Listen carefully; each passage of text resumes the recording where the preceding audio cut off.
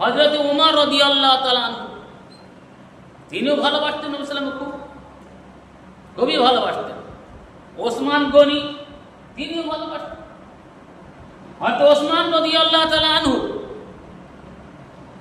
একসময় তার বাড়িতে আসেন, আল্লাহর নবী তার বাড়িতে গেলেন, তারপর তার বাড়ি থেকে বের হলেন, সাহাবায়ে কেরাম সঙ্গে আছেন, কিন্তু সবাই অবাক হচ্ছে যে ওসমান রাদিয়াল্লাহু তাআলা আনহু আল্লাহর রাসূলের পায়ের দিকে তাকিয়ে রয়েছে, পায়ের দিকে চেয়ে চেয়ে যাচ্ছে। সাহাবারা অবাক হচ্ছেন, কি ব্যাপার, আজকের কি ওসমানের এই ধরনের হাল হলো কেন, কি হলো অবস্থা? চলে গেলেন। তারপরে গিয়ে জিজ্ঞেস, ইয়া রাসূলুল্লাহ, ওসমান তো আজকের একটা বিশাল কাণ্ড করেছে, কি হলো? বলে, ওসমান তো আপনার পায়ের দিকে তাকিয়ে তাকিয়ে এসছে,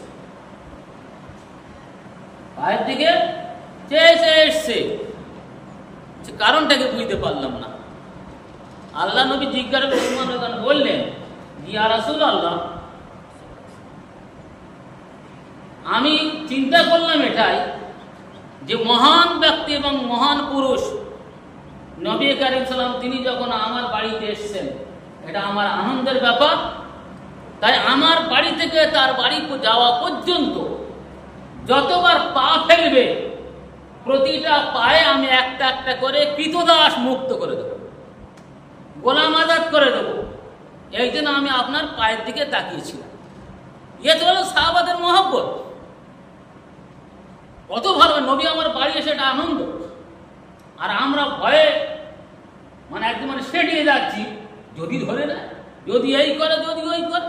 এ কথা মোটেই নয়, গর্বের সঙ্গে বলতে হবে আই লাভ মোহাম্মদ, আমরা মোহাম্মদকে ভালোবাসি।